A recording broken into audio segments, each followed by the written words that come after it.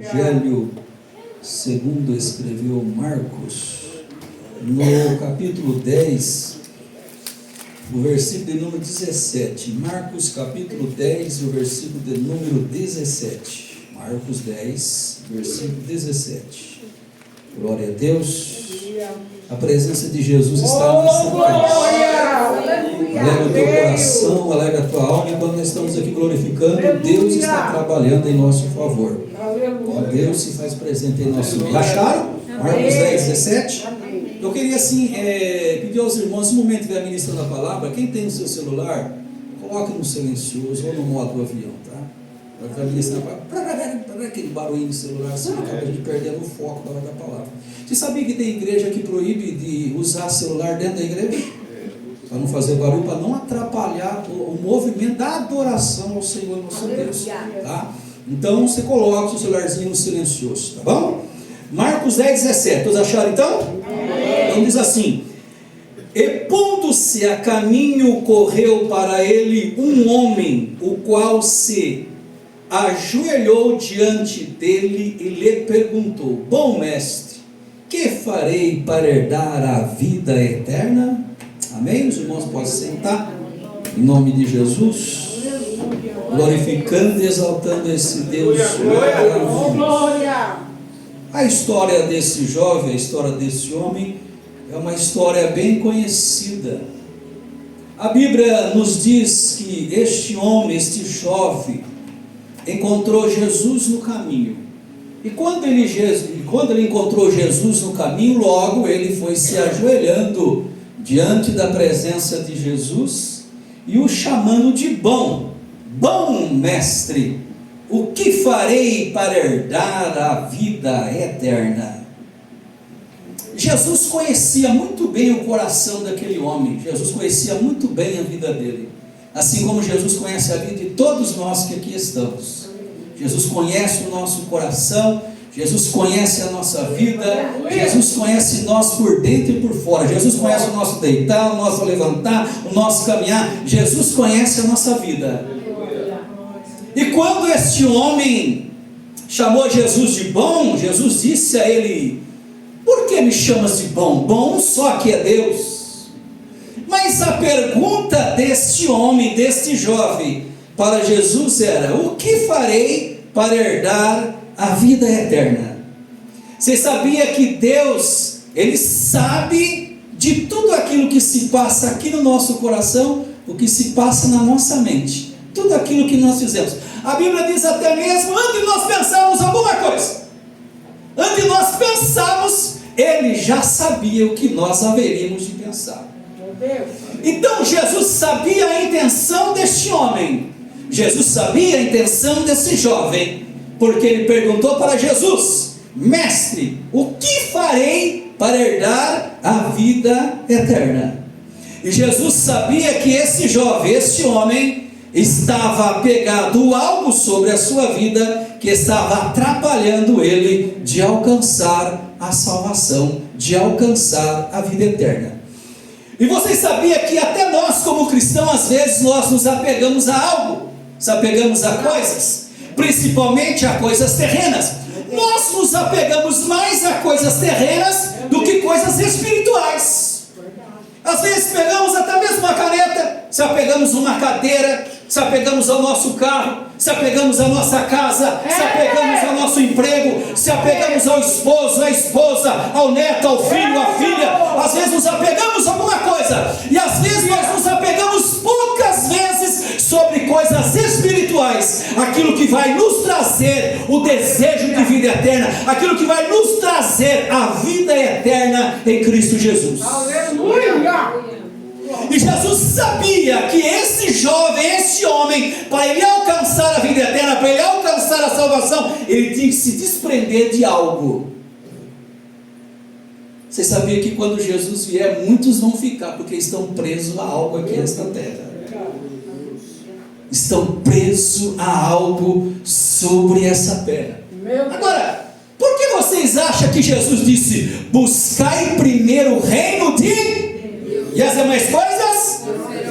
Então Jesus quis dizer: se preocupe primeiro com as coisas de cima, porque as vem depois. Então nós temos que nos preocupar em primeiro lugar sobre o reino de Deus, as coisas de cima. Paulo nos ensina que nós temos que buscar as coisas do alto, aonde Cristo está sentado à destra de Deus. E esse jovem estava pegado a algo. Segundo aqui a Bíblia, o relato bíblico, esse jovem era um jovem de posse, tinha muitos bens, ou seja, muito dinheiro, muitas posses, muita herança. Então Jesus disse para ele: olha, você entende, você conhece a lei? Ele disse: conheço. Não matarás, não roubarás, não adulterarás, ama o teu próximo como a ti mesmo, e Deus sobre todas as coisas. Eu conheço a lei, eu pratico a lei. E Jesus olhou para ele e disse: mas te falta ainda alguma coisa. Te falta algo ainda. Te falta alguma coisa. Mas o que? Vende tudo que você tem e dá aos pobres, e terás um tesouro no céu. Jesus quis testar ele, para ver realmente se o coração dele estava apegado à vida eterna. Da pergunta que ele fez para Jesus: o que farei para herdar a vida eterna? Então vende tudo que você tem e dá aos pobres, e terás um tesouro no céu. Você vendeu? Você deu aos pobres? A Bíblia diz que ele se entristeceu por causa desta palavra que Jesus disse a ele, porque Jesus sabia aonde estava o coração dele. Jesus sabia onde estava o coração deste homem. Então a Bíblia diz que ele se entristeceu e, vamos dizer assim, deixou Jesus falando sozinho e foi-se embora. E deixou Jesus no caminho e foi, porque estava apegado às coisas dessa terra, estava apegado a coisas terrenas, coisas materiais, que só pode satisfazer o corpo, só pode satisfazer a carne, mas que na verdade não traz vida eterna em Cristo Jesus. Vocês observaram que um salvo em Cristo Jesus, ele é totalmente diferente.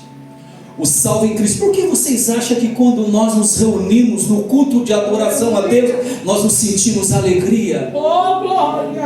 Tem uns que choram, tem outros que a alegria tanta pula, fala em mistério com Deus, porque a salvação está no coração dele. E a salvação ela é baseada sobre 4 aspectos. O primeiro aspecto da salvação é a adoção. É a adoção. Vocês sabiam que todos nós que aqui estamos, nós somos considerados como gentios, que nós não fazíamos parte da família de Deus. A Bíblia diz que Jesus ele veio para o que era seu, mas os seus não o receberam. Mas a Bíblia diz: mas todos quantos o receberam, ele deu o direito de ser chamado filhos de Deus. Então a salvação no seu primeiro aspecto, ela traz a adoção. Aquilo que nós não éramos, nós não pertencíamos à família de Deus, mas Deus nos adotou e nos trouxe para a sua família. Por isso que a Bíblia diz que todos aqueles que entregam a sua vida a Jesus, o seu nome é escrito no livro da vida, o cartório do céu. Todos nós que aqui estamos, um nasceu no estado, em uma cidade, e você tem a sua cidade, você tem o seu estado de origem, aonde você nasceu. E assim a Bíblia também nos chama de filho, porque Deus, a Bíblia diz que Deus nos tirou do reino das trevas e nos transportou para o reino do Filho do seu amor. Então nós fazemos parte agora da família de Deus, recebemos adoção de filho. E além de receber a adoção de filho, Paulo nos diz que o Senhor nos selou com o seu Espírito. Ele nos deu o selo do seu Espírito para o dia da redenção. Sabe por quê? Nós recebemos esse selo como aquele lá é meu, que ela é minha, me pertence. Então quando Jesus vir buscar a sua igreja, nós temos o selo, o Espírito Santo de Deus sobre as nossas vidas, e que nós somos filhos de Deus, e que agora nós vamos para a nossa morada eterna. É por isso que Paulo diz que a nossa morada aqui, ela não é permanente, ela é apenas passageira, porque nós não pertencemos a este mundo. Nós aqui nesse mundo, nós somos apenas peregrinos e passageiros, estamos aqui apenas de passagem, porque a nossa morada é lá, como Jesus disse: na casa de meu pai há muitas moradas, se não fosse assim eu vou, teria dito, vou preparar-vos lugar, e quando eu voltar e preparar-vos lugar, virei outra vez e vos levarei para mim mesmo. Então nós vamos para onde? Para a casa do Pai, porque recebemos a adoção de filho. Jesus nos convidou, nos tirou. Aleluia, glória a Deus. E você sabe, para você pertencer a uma família, quantas pessoas não assinam sobrenome? Outros assinam Silva, outros assinam Santo. Eu assino Santo, outros, sei lá, eu assim por diante. Assina, não é assim?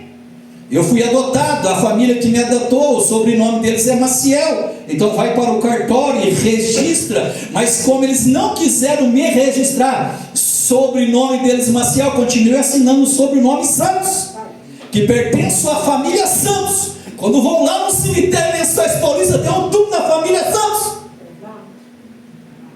porque pertence-se a uma família. E todo salvo em Cristo Jesus pertence à família de Deus. Aleluia, glória a Deus. Esse primeiro aspecto da salvação, adoção de filho. Então o Senhor nos tira do reino das trevas. Ó, não pertence mais a Satanás, pertence a mim. Vem para a minha família agora. E depois de receber a adoção, vem o segundo aspecto, a justificação. Vem para a família de Deus. Jesus convida, vem para a família de Deus. Jesus nos traz, como trouxe a mim, trouxe a você, e recebe agora a justificação. Por quê? Porque estava fora da família, está suja, a alma está suja, a alma está cheia de imundícia, cheia de pecado, tudo aquilo que entristece o Pai. Agora vem receber a justificação. E essa justificação, ela é recebida pela lavagem, pelo precioso sangue de Jesus. Chegamos debaixo do chuveiro da graça, aleluia, e somos justificados. A nossa alma recebe um banho da lavagem pelo precioso sangue de Jesus Cristo. E agora a minha alma, a tua alma é branqueada, é alvejada pelo sangue de Jesus. Fomos justificados e passamos a pertencer à família de Deus. Recebemos a adoção, agora recebemos a justificação. Fomos justificados. Aleluia. Somos pecadores, mas pecadores justificados pelo precioso sangue de Jesus. Recebe a adoção, recebe a justificação, e a terceira recebe a regeneração. Aleluia.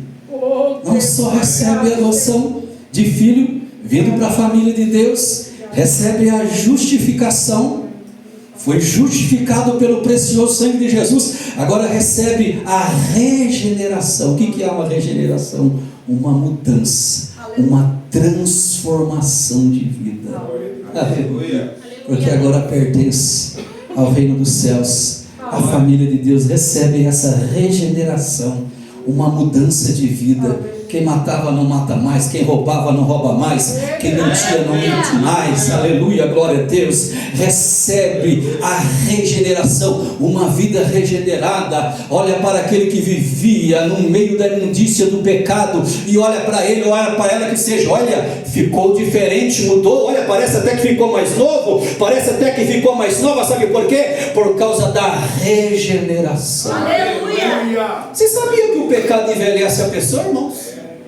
O pecado envelhece a pessoa, mas a justificação e a regeneração, ele transforma a vida de uma pessoa. Até o camarada que era feio se torna bonito. Eu cheguei a ver cada irmãozinho casar com cada irmã bonita e falar, rapaz, é uma briga de foice no escuro. É a glória de Deus que brilha sobre a vida dele, que brilha sobre a vida dela. Glória. Porque recebeu a adoção, recebeu a justificação, recebeu a regeneração. Aleluia. É uma nova pessoa em Cristo Jesus. Glória a Deus. É uma nova pessoa em Cristo Jesus, porque são um aspecto da salvação. O camarada, a pessoa que você olha nele, que faz tanto tempo que serve a Deus e não tem mudança de vida, que ainda ele não recebeu o aspecto da salvação, uma transformação de vida. Isso só acontece quando a pessoa quer. Esse homem não quis, deixou Jesus falando sozinho e foi embora. Mas quem quer mudança, quem quer regeneração, se lança aos braços de Jesus, e Jesus muda a vida dele. Jesus muda a vida dela. Aleluia. Glória. Aleluia. O meu irmão me convidou para ir na casa dele em Botucatu, e eu fiquei com medo de andar com ele na rua. Eu andava com ele na rua, ele me dava cada puxão assim, me jogava no carro, escondia, abaixava a caixa. Eu disse: o que é isso, irmão? Ele disse: é, pastor, porque eu devo para aquele irmão lá. Ixi, ele me achava aqui. Eu disse: o que é isso? Paga os outros, rapaz. Aí daqui a pouco começava a andar de novo, mas daqui a pouco puxava de novo e escondia atrás de um poste. O que é isso? Ele disse: não é aquele rapaz lá, eu devo para ele me pegar e ele mata eu. Eu disse: mas o que é isso, meu irmão? Aí fui na casa dele e disse: mas por que não tão cedo assim na casa da sua filha? Ele disse: não é porque eu devo para o meu genro, se eu chegar lá, meu genro estiver lá, ele me mata eu. Mas o que é isso? E o camarada era obreiro. Eu disse: aonde há mudança, onde há regeneração na vida de uma pessoa dessa? Não é verdade? O que tem de pessoa, meus amados irmãos, que diz que vai morar no céu, e são caloteiros, trapaceiros, não tem vida mudada, não tem vida regenerada, não tem vida transformada, e diz que vai morar no céu. Quem diz que vai morar no céu, os 4 aspectos da salvação tem que acompanhar a vida dele. A vida dele tem que estar sobre esses 4 pilares: adoção, justificação, regeneração e último, a santificação. Aleluia. Glória a Deus. O escritor aos Hebreus diz: segui a paz com todos e a santificação, sem a qual ninguém verá o Senhor. Então, o aspecto da salvação sobre a santificação tem que acompanhar a minha vida e acompanhar a sua vida. O povo de Deus é um povo diferente. Glória a Deus. Glória a Deus. O povo de Deus é um povo diferente, irmãos. Por quê? Porque a Bíblia nos compara como cidadão dos céus, como embaixadores dos céus. E nessa embaixada, irmão, não tem aqueles que se acoam, se escondem numa embaixada de outro país? Vai entrar na embaixada lá para você ver. Na embaixada o camarada está se escondendo. Talvez o cara até matou, mas escondeu na embaixada. Ninguém pode entrar lá naquela embaixada. Hã? Por quê? Porque tem uma proteção lá. E eu e você, nós somos embaixadores de Cristo. Aonde nós passar, alguém tem que olhar e dizer assim: ó, lá vai andando um crente, lá vai caminhando um cidadão do céu, lá vai caminhando uma crente, vai caminhando um servo de Deus. Tem que ter santificação, porque a Bíblia diz: sem a santificação ninguém verá o Senhor. Amém, queridos? Amém. Passei um pouquinho hoje. Queridos, que Deus venha abençoar grandemente a sua vida, e que você venha até o seu último suspiro de vida caminhar com Jesus e não abandonar Jesus de maneira alguma.